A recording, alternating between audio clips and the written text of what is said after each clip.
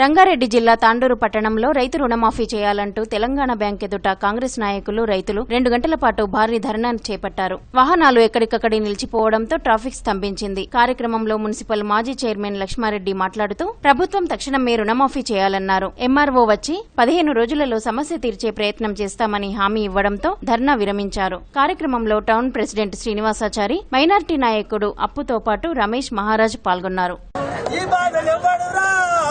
ప్రభుత్వాలు ఎన్నొచ్చినా నా తండ్రి సావులు తప్పైరా చెప్పుతారన్నా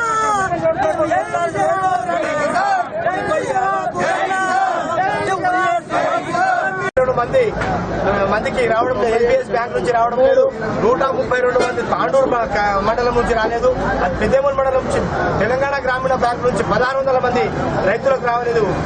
మొత్తానికి మన తాండూరు నియోజకవర్గంలోనే 16,55,00,000 రూపాయలు కూడా 3 విడతలు కానీ 1 విడత కూడా తాండూరు నియోజకవర్గంలో ఒక మంత్రి మహేందర్ రెడ్డి మంత్రిగా ఉండి కూడా వాళ్ళు రుణమాఫీ చేయలేకపోతున్నారు.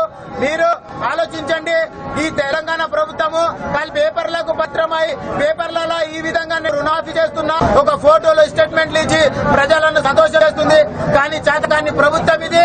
తప్పకుండా మీరు రాబోయే రోజుల్లో వీళ్లకు మహేందర్ రెడ్డి కూడా మా 10 రోజుల రుణమాఫీ చేద్దామని ఎంఆర్ఓ గారు వచ్చి ఇక్కడ హామీ ఇచ్చారు.